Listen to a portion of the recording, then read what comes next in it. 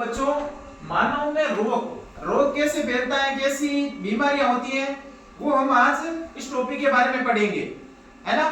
तो मानव में 4 प्रकार के रोग फैलते हैं। 4 प्रकार से मानव में या शरीर में रोग आते हैं, शरीर के अंदर आते हैं। जैसे सबसे पहले प्रोटोजोआ आता है, और उसके बाद में जीवाणु आता है और विषाणु, और उसके बाद में आता है कवक। कवक आ गए ना, कवक। 4 प्रकार के जो शरीर के अंदर, शरीर के बॉडी के अंदर या शरीर में रोग फैलाने का काम करता है। सबसे पहले हम पढ़ेंगे जीवाणु के बारे में। जीवाणु में जो जीवाणु से रोग होते हैं, जैसे सबसे पहले होता है टीबी, उसके बाद में निमोनिया, उसके बाद में टाइफाइड। जैसे टीबी है जो ये हमारे सबसे ज्यादा मानव के अंग को, कौन से अंग को प्रभावित करता है, हमारे फेफड़े को प्रभावित करता है टीबी। इससे मानव में सांस लेने में या सांस लेने में तकलीफ आती है। जैसे भाई टीबी वाला कोई पेशेंट होता है ना, वो खांसता है ज्यादा, उसको सांस फूलता है कि नहीं है। तो 2 नंबर पे आता है जीवाणु। अब जीवाणु से होने वाले रोग कौन कौन से हैं, जैसे डेंगू, चेचक, एड्स, रेबीज, पोलियो, खसरा।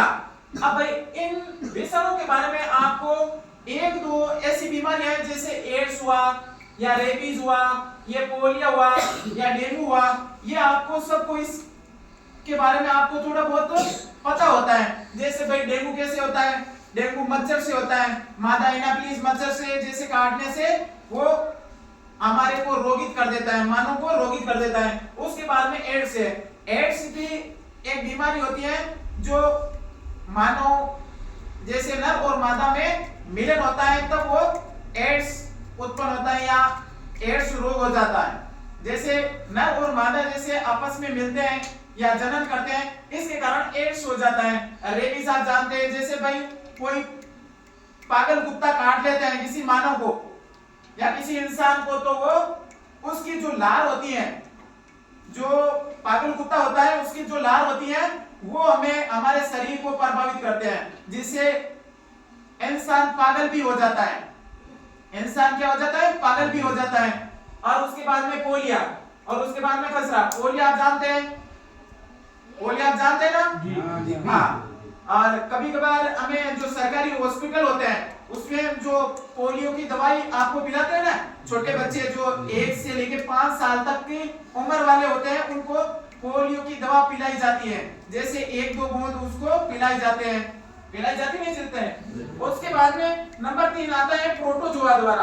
आप देखो प्रोटोजोआ, जैसे भाई ये मलेरिया है, ये पाइलिया है, पेचिस है, कालाजार है, ये है। सबसे पहले भाई ये तो हमने भाई नाम नहीं सुना है, और किसी ने सुना है तो वो जानता है। जैसे ये बीमारी सबको अटैक करती है या होती है बीमारी। जैसे मलेरिया, ये इनके जो लक्षण होते हैं, जैसे भाई आंख का पीला पड़ना, नाखून का पीला पड़ना, और हमारे जो हम पेशाब करते हैं वो पीला आना, ऐसी जो लक्षण होते हैं वो मलेरिया के लक्षण होते हैं। समझ में आ रहा है ना? जी। उसके बाद में आता है कवक द्वारा।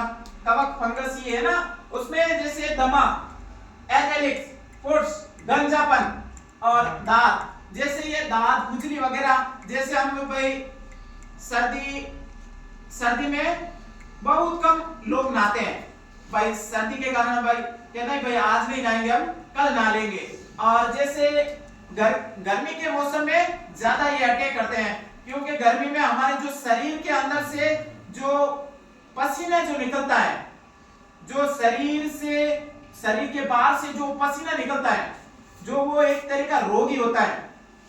वो पसीना शरीर के बाहर आता है तो वो एक तरह की रोग होता है। जैसे भाई शरीर में जैसे ये खाज खुजली होती है, ये खाज खुजली है, तो हम जैसे हमारे शरीर को हम साफ नहीं रखेंगे तो ये क्या फैलाएगी, ये दांत खुजली वगैरह, ये एक बीमारी हमारे हो जाएगी शरीर के अंदर या शरीर के ऊपर। जैसे हम कुरेसते, जैसे भाई कोई खाज होती है तो हम शरीर के ऊपर से यूं कुरोसते हैं या खुजाते हैं, तो ये एक आप शरीर को साफ रखोगे तो आपका शरीर साफ रहेगा, बीमारियों से रहित रहेगा, बीमारियां आपको नहीं होगी।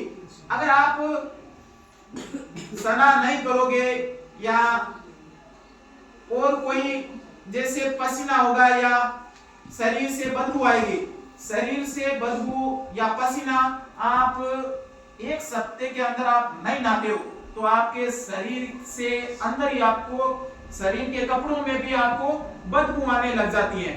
बदबू आती नहीं आती है भाई। आम इंसान जैसे भाई हम कोई बच्चा या जवान कोई जैसे स्नान नहीं करता है तो उसके शरीर से एक तरीके स्मेल आती है, बदबू आती है, आती नहीं आती है जी सर आती है। तो वो एक लंबे समय तक हम स्नान या कुछ हमारे शरीर की सफाई नहीं रखेंगे तो वो एक प्रकार के रोग की बीमारी हो जाएगी, जैसे ये खाज खुजली होती नहीं होते। और एक ये भी नाम आपने सुना है गंजापन। गंजापन जैसे भाई बाल झड़ जाते हैं।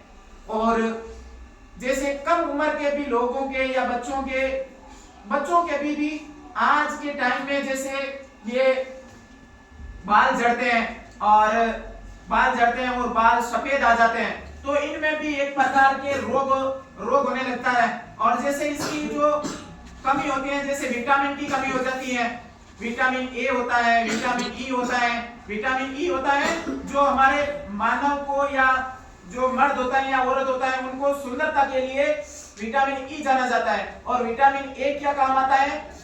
रतौंधी। जो विटामिन ए की कमी होता है तो मानव के आंखों की रोशनी चली जाती है, जैसे रतौंधी रोग हो जाता है। रतौंधी रोग होता है ना, दिखाई नहीं देता है। तो और विटामिन के बारे में पढ़े हैं।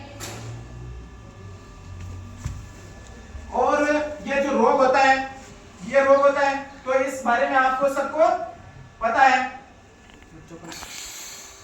इसके बारे में रोग को आपको पता चला ना क्या भाई ऐसे प्रकार के में मानव के रोग उत्पन्न होते हैं या रोग हो जाता है मानव को।